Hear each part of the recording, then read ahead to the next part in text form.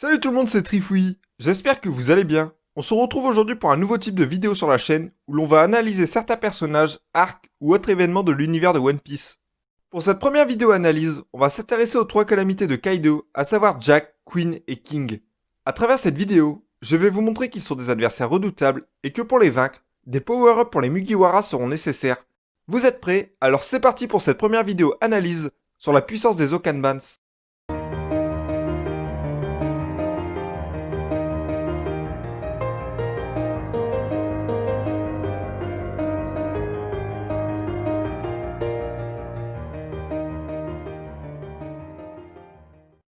On débute cette vidéo avec Jack la sécheresse qui a mangé le fruit du pachyderme, modèle mammouth.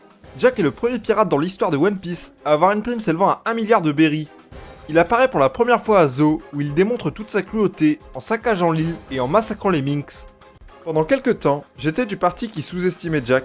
En effet, je trouvais que son côté bourrin et son insouciance lui ont fait nombreuses fois défaut. Par exemple, il a attaqué une flotte de 4 navires de la marine avec à bord de grands noms de la marine, une bataille perdue d'avance. Il a été balayé avec son navire par Zunesh alors qu'il voulait tuer cet éléphant millénaire. Et à Wano, face à Ashura Doji, il se fait avoir facilement au chapitre 921. Mais aujourd'hui, j'ai changé d'avis et j'affirme que Jack est un pirate surpuissant. Il a réalisé de nombreux exploits que peu de personnages peuvent accomplir. À Zou, on nous affirme au chapitre 810 que Jack n'a jamais quitté le champ de bataille face aux Minks, alors que Neko et Inu se donnaient le relais. Jack a une endurance hors du commun et à aucun moment, il a ressenti le besoin de prendre sa forme hybride. Actuellement, à Onigashima, Jack réalise une nouvelle démonstration de sa force surhumaine, mais cette fois-ci face à une armée de Minks sous forme Sulong. Il envoie au tapis de nombreux Minks sous sa forme mammouth. Ainsi, il force Inu et Neko à l'affronter, eux qui étaient destinés à combattre Kaido aux côtés des fourreaux rouges. Pour Jack, c'est un défi immense d'affronter les deux seigneurs des Minks sous forme Sulong. Ainsi, il est l'heure pour Jack de dévoiler sa forme hybride la plus puissante. Avant de passer à Queen, je tiens alors à m'excuser auprès de Jack, car c'est un putain de monstre. On enchaîne avec Queen la pandémie, qui a mangé le fruit du dinosaure, modèle brachiosaure, et sa prime s'élève à 1,320 milliard de berries. Queen est un personnage spécial, en effet, on a du mal à se dire que ce pirate est très fort, car il est un personnage gag. Il a un design faisant penser à Obélix ou Rondoudou, il exécute des danses ridicules, il est rabaissé à de nombreuses fois par King, et il y a surtout cette fameuse tronche qu'il tire lorsqu'on lui annonce une mauvaise nouvelle.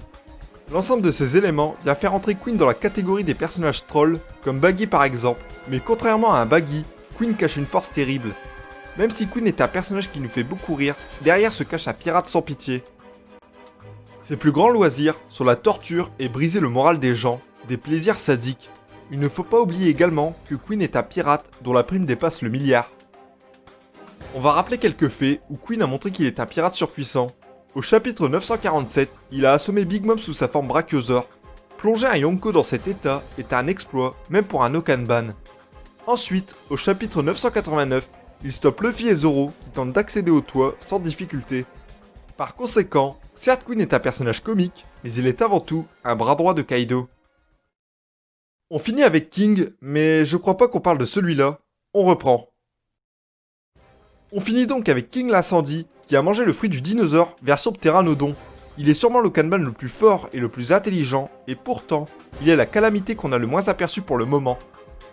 Oda nous a montré quelques aperçus de la puissance de King, et cela nous suffit à affirmer qu'il est l'Okanban le plus fort. Au chapitre 930, King montre qu'il n'a pas peur de s'opposer à un empereur, il repousse d'un coup de patte le navire de Big Mom. Il renvoie l'équipage en bas de la cascade et envoie Big Mom faire un tour avec les poissons. Et au chapitre 988, il n'est pas inquiété par Sanji portant la Red Suite. Il reste calme et envoie valser Osoba Mask. King est sûr de sa force, il fait honneur à la puissance des Bilkans. A noter, la prime de King n'a toujours pas été révélée. Alors atteint-elle les 1,5 milliard de berries?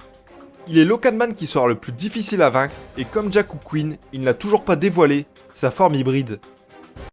Donc, que ce soit Jack, Queen ou King, les Okanban sont des monstres surpuissants. Pour vaincre de tels adversaires, les Mugiwara devront se surpasser, comme ils l'ont fait face au CP9 à l'époque. Préparez-vous alors à des power-ups totalement fous pour l'équipage du futur roi des pirates. C'est la fin de la vidéo, merci de l'avoir regardé, dites-moi en commentaire ce que vous pensez de ce format et j'aimerais connaître quel adversaire vous voyez pour chaque Okanban. Restez actifs car prochainement sur la vidéo avec l'ami Montblanc Orlando, c'était Trifouille, abonne-toi à la chaîne, portez-vous bien, salut tout le monde!